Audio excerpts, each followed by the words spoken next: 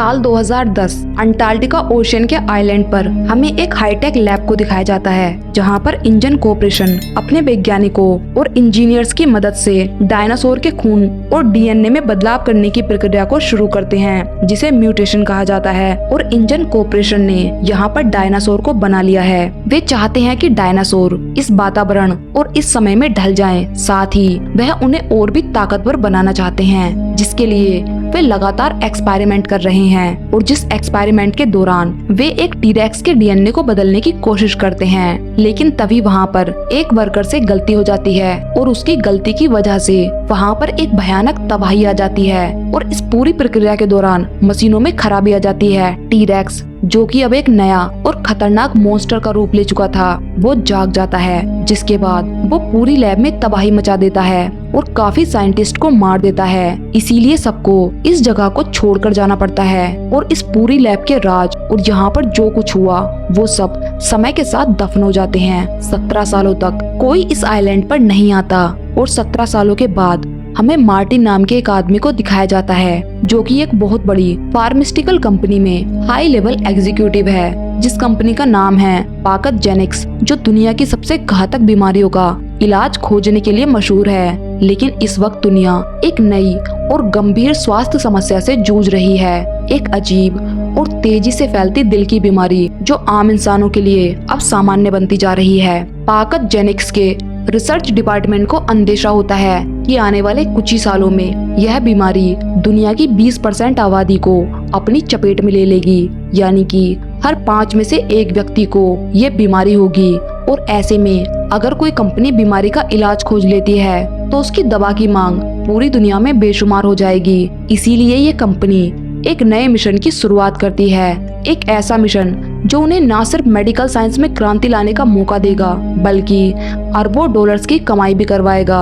अब कंपनी इस पर गहराई से रिसर्च करती है और तब उन्हें एक चौंकाने वाली संभावना नजर आती है, जो कि डायनासोर्स हैं, क्योंकि उनका शरीर बहुत बड़ा होता है और उनके शरीर के हिसाब से उनका दिल भी बड़ा होता है, जिसके आसपास मोटी मोटी मांसपेशियां मौजूद होती हैं, जहां से ब्लड सर्कुलेशन का पूरा सिस्टम है। और ये सब इंसानी दिल की बीमारी के इलाज के लिए एक अनोखा मॉडल हो सकता है। पाथजेनिक्स को विश्वास था कि अगर हम डायनासोर का खून हासिल कर लें, खासकर उनके दिल की कोशिकाओं से जुड़ी जैविक संरचना का, तो उससे एक बेहतरीन दवाई बनाई जा सकती है, जो कि इस जानलेवा बीमारी को जड़ से खत्म कर देगी।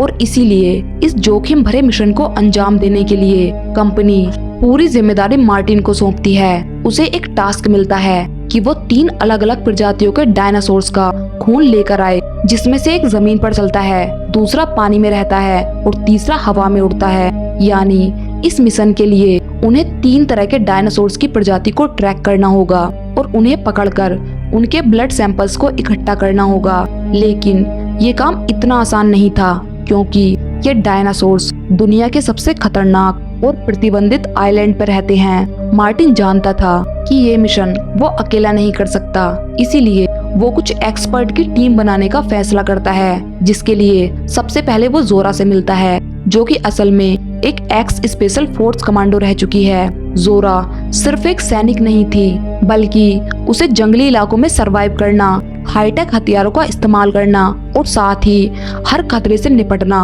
अच्छी तरह से आता था। और यही वजह थी कि मार्टिन को लगा कि ये मिशन उसके साथ मिलकर अगर कोई पूरा कर सकता है तो वो जोरा ही हो सकती है। जोरा को अपनी टीम में शामिल करने के लिए मार्टिन उसे सीधा $10 मिलियन का ऑफर देता है, जो सच में काफी बड़ी रकम थी। लेकिन जोरा को इससे भी ज्यादा आकर्षित करता है इस मिशन का एडवेंचर। मार्टिन जब उसे पूरे मिशन की डिटेल बताता है तो तभी उसे क्लियर कर देता है कि ये पूरा मिशन पूरी तरह से अनऑफिशियल होगा, यानी ये एक सीक्रेट ऑपरेशन है, जिसके लिए ना तो कोई सरकारी अनुमति है और ना ही कोई सुरक्षा। और यही इस मिशन का सबसे बड़ा चैलेंज है, क्योंकि किसी भी देश की सरकार डायनासोर्स के इलाके में जाने की परमिशन नहीं देती। और इस मिशन की सफलता इस बात पर निर्भर करती है कि उनकी टीम पूरी तरह सीक्रेट तरीके से उस इलाके में जाए जहां पर डायनासोर्स हैं और उनके ब्लड सैंपल्स लेकर बिना पकड़े वहां से निकल जाएं। अब जोरा टीम में शामिल हो चुकी थी, पर मार्टिन एक और इंसान को अपनी टीम में शामिल करना चाहता था, जो कि है डॉक्टर हेनरी। वो एक पेंटालॉजिस्ट हैं, यानी एक ऐसा वैज्ञानिक जो ओल्ड फॉसिल्स पर रिसर्च करता है। उसे डायनासोर्स की बहुत गहरी जानकारी होती है और जब मार्टिन उसे पूरे मिशन के बारे में बताता है तो वह भी इस मिशन में शामिल हो जाता है। जबकि उसे पैसों का भी कोई लालच नहीं था, बल्कि वो तो डायनासोर्स को पास से देखना चाहता था। पर इतने बड़े मिशन के लिए 3 लोग काफी नहीं होते, इसीलिए जोरा अपने 2 और साथियों को मार्टिन से मिलवाती है, जो पहले से ही जोरा के साथ काम कर चुके हैं। इनमें से एक फाइटर होता है और दूसरा नेविगेटर। मार्टिन दोनों को अपनी टीम में शामिल कर लेता है और अब इस टीम में 5 लोग शामिल हो चुके थे। नेविगेटर के पास उसकी अपनी बोट थी, लेकिन इससे पहले वे उस आइलैंड की तरफ निकलते नेविगेटर अपने 2 और साथियों को बुला लेता है, जिसमें एक लड़की थी जो कि फाइटर थी और दूसरा एक अनुभवी नाविक।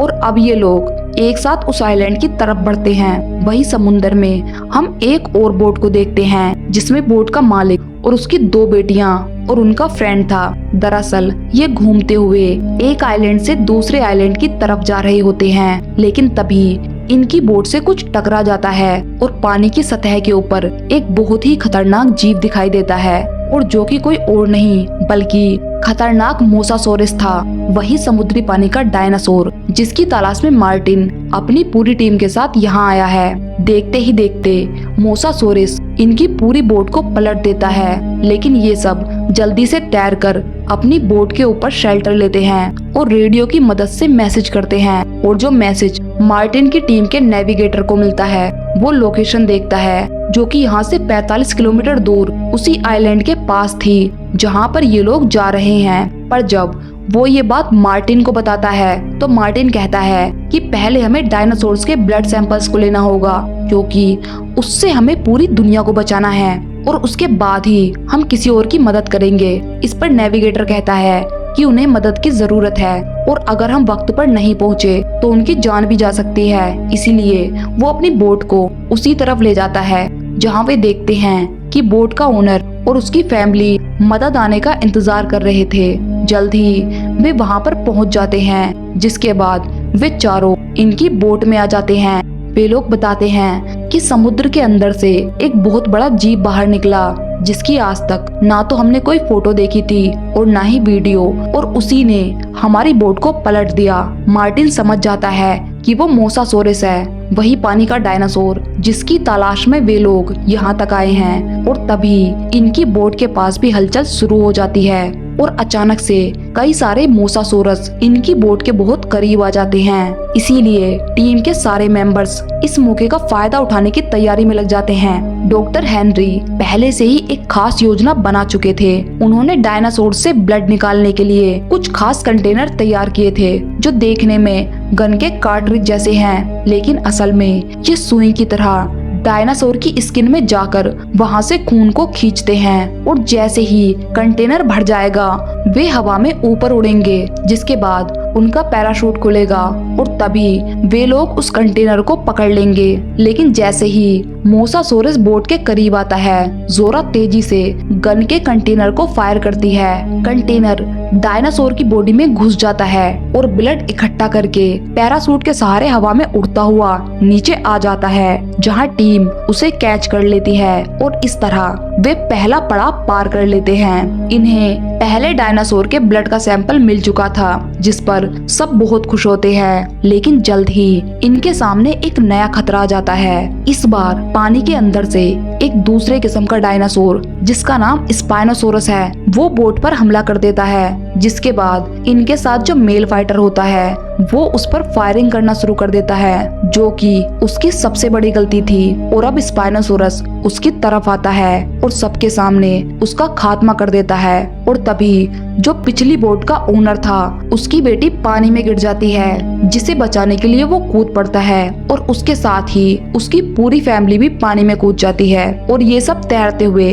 पास के ही आइलैंड पर पहुंच जाते हैं। वही नेविगेटर अपनी बोट को संभाल रहा था वो किसी तरह से बोट को किनारे पर ले आता है, पर जैसे ही बोट किनारे तक आती है चट्टान से टकरा जाती है, जिस वजह से बोट को बहुत नुकसान होता है। पर अच्छी बात ये थी कि सभी लोग सुरक्षित थे और ये सभी तैरकर किनारे तक पहुंच जाते हैं। लेकिन तभी एक बार फिर से स्पाइनोसोरस इन पर हमला कर देता है और इनके साथ जो फीमेल फाइटर होती है वो उसे मार डालता है। अब उनकी टीम के 2 लोग मर चुके थे, साथ ही अब इनका वापस जाने का रास्ता भी बंद हो चुका था क्योंकि इनकी जो बोट थी वो पूरी तरह से टूट चुकी थी। तभी जोरा सबको बताती है कि मैंने पहले से ही एक बैकअप प्लान तैयार कर रखा है। मैंने अपनी एक दूसरी टीम को पहले से ही हिदायत दी थी कि अगली सुबह वे हेलीकॉप्टर लेकर इस आइलैंड की तरफ आए और अगर उन्हें ऊंचाई पर कोई दिखाई दे तो वे उसे रेस्क्यू कर लें। इसका मतलब ये था कि इन्हें बाकी 2 डायनासोर्स के ब्लड सैंपल लेने के बाद किसी ऊंची जगह पर जाना होगा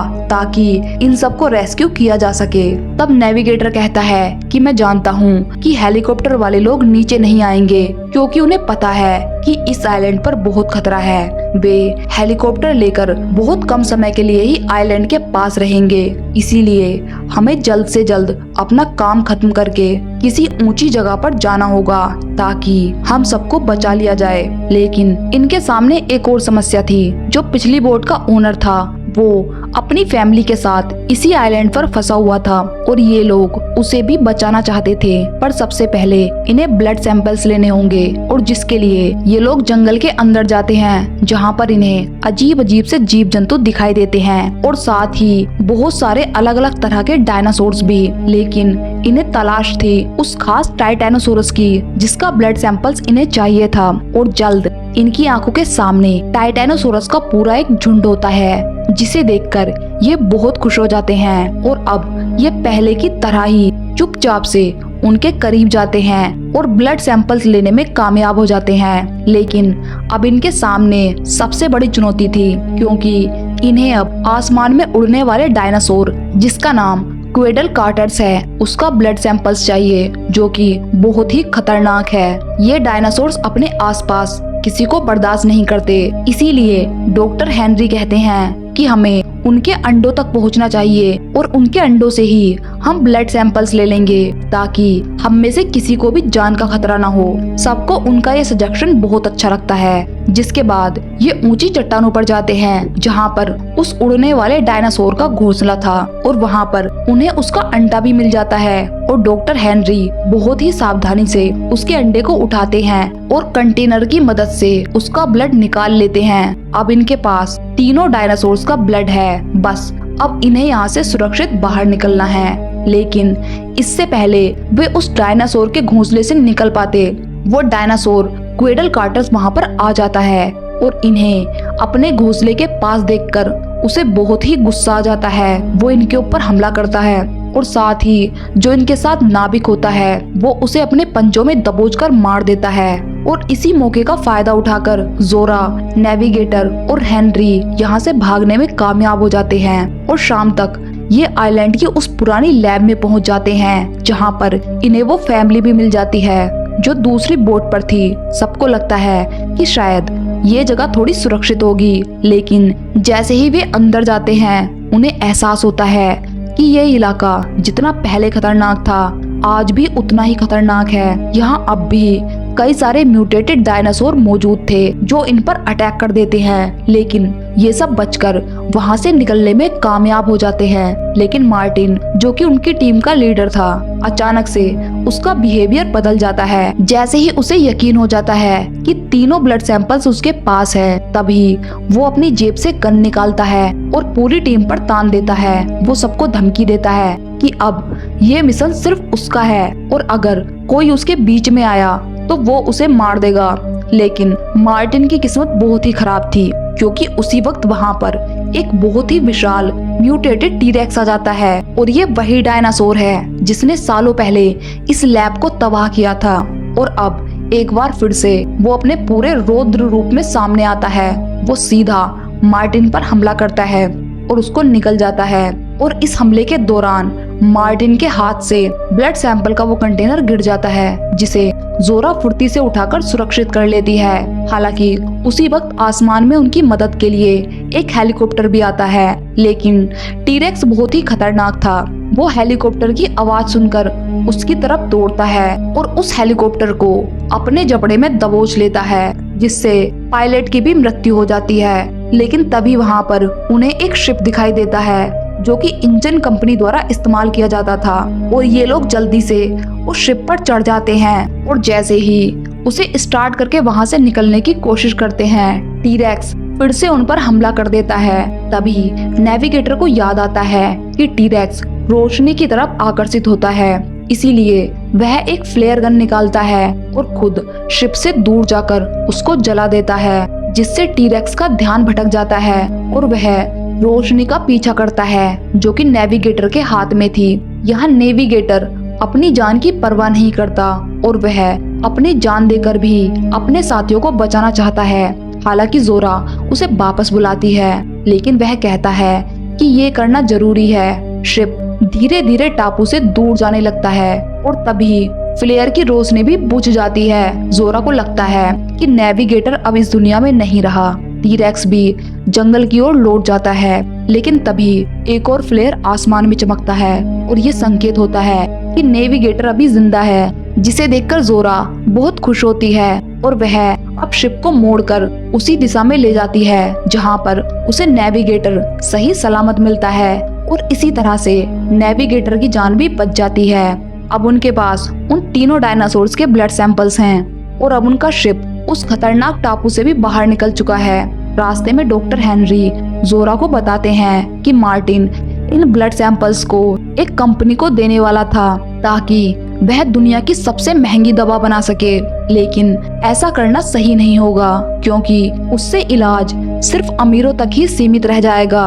इसीलिए हेनरी और जोरा मिलकर ये फैसला करते हैं कि ये ब्लड सैंपल्स वे अलग अलग कंपनियों को देंगे ताकि सभी कंपनियों के पास उस खतरनाक बीमारी के इलाज की दवा हो, और जब बहुत सारी कंपनियों के पास एक ही दवा होगी तो मार्केट में उसका प्राइस भी बहुत कम होगा, जिससे आम इंसान भी अपना इलाज करवा सकेगा।